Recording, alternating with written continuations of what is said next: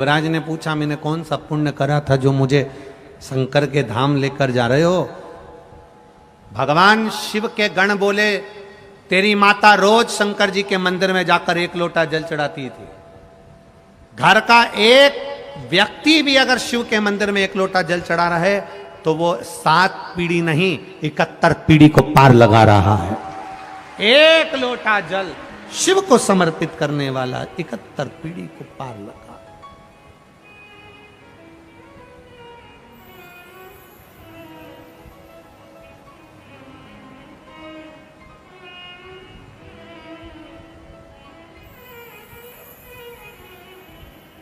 उसका किया गया भजन खाली नहीं।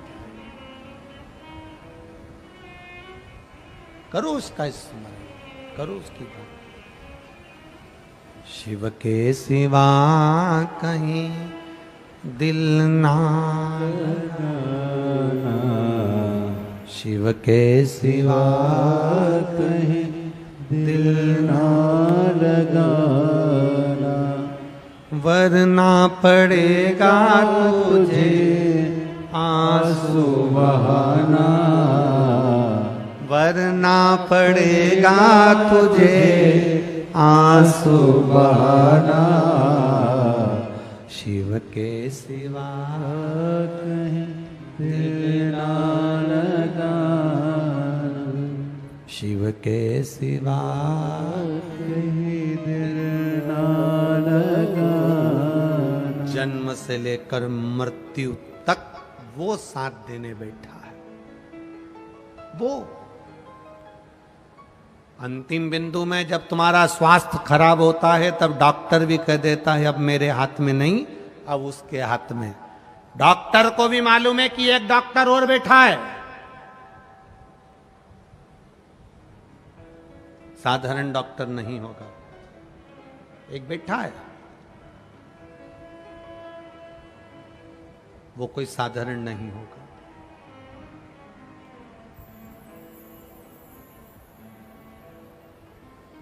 करो भजन शिव का, करो स्मरण शिव का।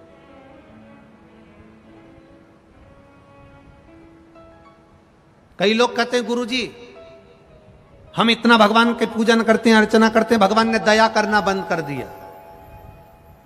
भगवान दया नहीं करता गुरुजी।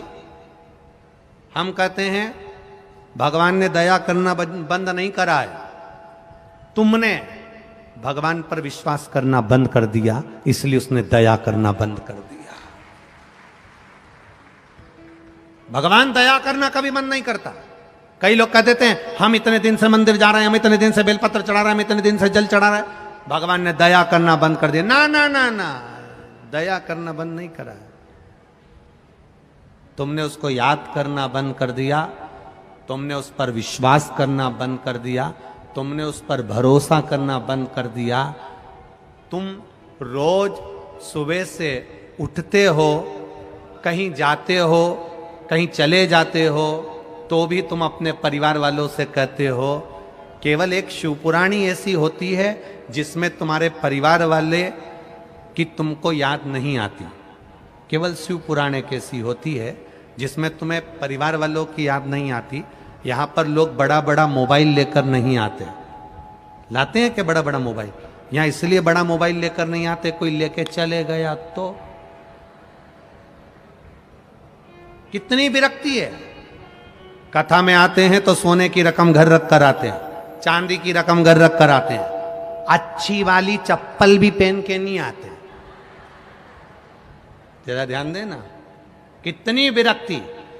सब कीमती कीमती सामान घर में छोड़कर आए, जो ऐसा ही था हल्का पुल्का किसी काम का नहीं, वो सब पहन के, साड़ी भी ऐसी पहन के आए।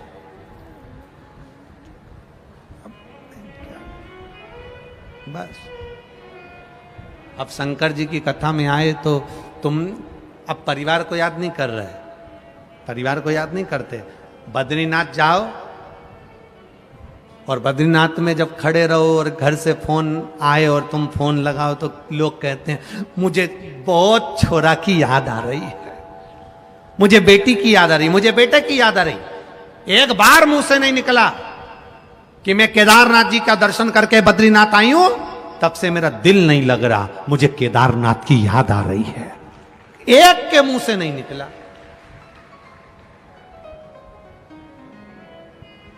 ये बाजू में कृष्णेश्वर महादेव बैठे हैं, 12वें नंबर का ज्योतिर्लिंग तुम्हारे छत्रपति संभाजी नगर के पास में 12वें नंबर का ज्योतिर्लिंग कृष्णेश्वर महादेव विराजमान है, पूर्ण ज्योतिर्लिंग विराजमान है।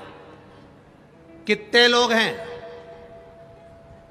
जो कभी कभी अपने रिश्तेदार को फोन लगाकर कह देते हो, तुम अपने परिवार वालों से तो कहते, पति पत्नी से कहता मुझे तेरी याद आ रही, पत्नी के मुझे तुम्हारी याद आ रही।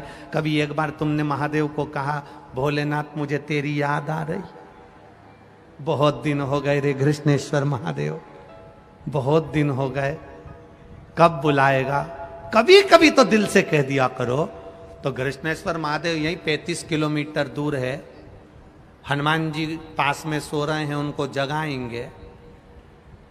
कौन से? भद्रा मारुति। हाँ, शंकर जी उनको जगा कर कहेंगे उठो, जाओ। जैसे तुम राम जी को कंधे पर लाए थे, कमलाबाई औरंगाबाद संभाजी नगर में रह रही है और वहां से कमलाबाई को ले आओ, तो क्या कमलाबाई को लेके कैसे आऊं? तो क्या जैसे राम जी को लाए थे। तो उसके पास गाड़ी तो है ही नहीं, हनुमान जी से कहेंगे उसकी गाड़ी की व्यवस्था भी तुम्हें करना है और लाने की व्यवस्था भी तुम्हें करना है, बुला ले। हम याद ही नहीं करते। वो माताओं को थोड़ी सी वो हिचकी चलती है ना, तो तुरंत कह देती है मेरी बेटी याद कर रही। एक बार हिचकी चले, एक बार नहीं बोली सियोर वाला महाराज याद कर रहा है, एक बार नहीं बोली, एक बार। वो तो तुमने अब यहां पर पत्र लिख लिख के भेज दिया, बहुत सारे पत्र तुमने